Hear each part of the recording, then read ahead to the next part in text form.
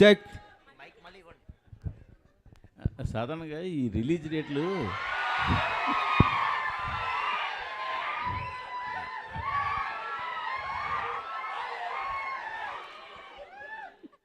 Release డేట్లు చూస్తున్నప్పుడు మీరు రిలీజ్ డేట్లు చూస్తున్నప్పుడు సాధారణంగా మీరు అవతల కాంపిటేటివ్గా ఏ సినిమా వస్తుంది, సీజన్ ఎలా ఉంది, ఇవన్నీ చూస్తుంటారు అందరూ కూడా. బట్ మీ వరకు వచ్చేసరికి అవతల ఏ సింపతి కార్డు ఉన్న సినిమా వస్తుందా అని చూడాలని కూడా పరిస్థితి వచ్చినట్టుంది గత జనవరిలో కానీ ఈ నెలలో కానీ రిలీజ్ అయిన సినిమాలు చూస్తుంటే. ఇది మీరేమంటారు దాన్ని? అంటే 2 సినిమాలకి కంటెంట్ కంటే సింపతి ఎక్కువ వర్కౌట్ అయిందంటారు వాళ్ళకి. నేను అడుగుతున్నాను మిమ్మల్ని. కంటెంట్ కానీ కంటెంట్ ఉంటేనే వర్కౌట్ అవుద్ది. బట్ గమ్మత్ ఏంటంటే మీరు గుంటూరు కారం కలెక్షన్స్ కానీ ఇప్పుడు వస్తున్న లక్కీ భాస్కర్ కలెక్షన్స్ కానీ మంచి కలెక్షన్స్, కానీ ఈ హడావిడి మధ్యలో అవి కనపడకుండా అయిపోయాయి కదా. ప్రశ్న మంచి ప్రశ్న, మీకు మంచి ఫ్యూచర్ ఉంది. నాకేం అర్థం కాలేదు ఏం చెప్పాలి, నాకేం అర్థం కావట్లేదు ఏం చెప్పాలి. ఎందుకంటే నా సినిమాల మీదకి వచ్చినప్పటికే కరెక్ట్గా ఇట్లాంటి బాంబులు పేలుస్తున్నారు అంతా. అది దాని కారణం ఏమంటారు? అంటే నా సినిమా మీద ఏదైనా సినిమా వస్తుంటే అందరు కష్టాలు గుర్తొస్తున్నాయి. అదేంటో నాకు అర్థం కావట్లేదు. ఇక నుంచి అదే బాబీ గారిని అడిగాను, నేను బాబీ గారు ఏదైనా కష్టం ఎతకాలి సంక్రాంతికి లేకపోతే సార్.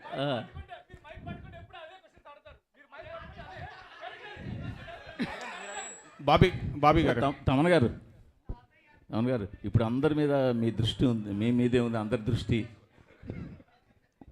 అందరి దృష్టి మీ మీదే ఉంది.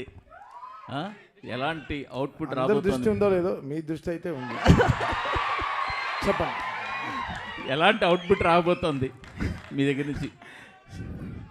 బాబీ చాలా గొప్ప సినిమా తీశారు. నేను నా 5వ సినిమా బాలయ్య గారితో. నేను పుష్ప 2లో నేను అది వినలేదు. మీరు ఏదో పొంగల్ ఏదో తిన్నట్టున్నారు, మింగేస్తున్నారు. అవునా, లేట్గా వచ్చారు.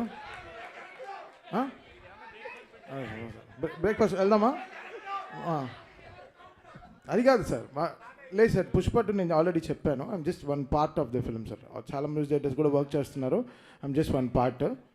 బట్ అవుట్పుట్ అయితే అదిరిపోయింది. సినిమా ఇది మామూలుగా లేదు. సో నేను సినిమా చూసాను, ఎడిటింగ్ రూమ్లో నేను చూసిన ఒక సినిమాలో ఇంత హై ఇచ్చింది పుష్ప 2 నాకు చాలా హై ఇచ్చింది. నేను చాలా ట్రూగా ఉన్నాను.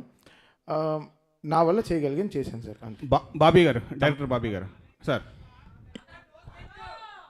విజువల్స్ ఆయన ఎప్పుడే తినే వచ్చాడు బ్రో, కొంచెం అరిగించుకొని.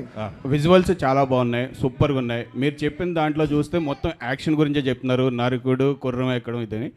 దీంట్లో ఎమోషన్ పార్ట్ ఎంతవరకు ఉంటుంది, ప్లస్ టైటిల్ కూడా డిఫరెంట్గా ఉంది, డాకు మహారాజ్. సో దానికి ఏమైనా జస్టిఫికేషన్ చెప్పగలరా ఇప్పుడు, లేదంటే థియేటర్లో చూడాలా? బాలకృష్ణ గారి సినిమాలో నాకు బాగా నచ్చిన సినిమాలో నరసింహనాయుడు, సమరసింహారెడ్డి, ఈ సినిమాలు ఫస్ట్ నుంచి ఆర్డర్ వైజ్ వస్తాయి. నాకు బాగా ఇష్టం, ఎన్నోసార్లు చూస్తాను, ఇప్పటికి కూడా చూస్తుంటాను. సో దాంట్లో ఎంత ఎమోషన్ బ్యూటిఫుల్గా ఉంటుందో ఆ లెవెల్లోనే దానికి మించి ఉంటుంది. చాలా బ్యూటిఫుల్ ఎమోషన్ కుదిరింది. అండ్ ఈ ప్రశ్నని చాలా ఎర్లీ కొంచెం ట్రైలర్ స్థాయి వచ్చిన తర్వాత మాట్లాడుకుందాం సార్. తమన్ గారు ఇక్కడ హాయ్. బీజిఎం చాలా ఎక్స్ట్రాడినరీగా ఉంది, బీజిఎం చాలా బాగుంది. అండ్ నాగవంశి గారు రీసెంట్గా ఒక ట్వీట్ వేశారు, బాలకృష్ణ గారి సినిమాకి తమన్నా ఎందుకు ఉండాలో రేపు చూస్తారు అన్నట్టు. సో అది తెలుస్తుంది. అండ్ బాలకృష్ణ గారు అనగానే మీకు ఒక పూనకం వచ్చేస్తుంది, ఒక వైబ్ వస్తుందా? బాలకృష్ణ గారు అంటే కాదు, నేనంటే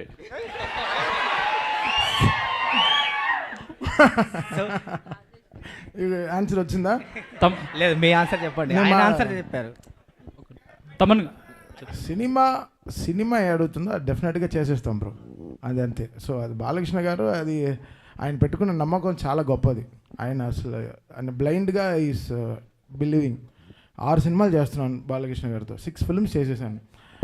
the kind of happiness I get because ఆయన అంతే, ఈజ్ వెరీ ఆయన అంత చిన్న పిల్లగాళ్ళ ఉంటారు బ్రదర్. నా స్టూడియోకి వస్తే he will be like kid, like ఓ చిన్న పిల్లలాగా ఎంజాయ్.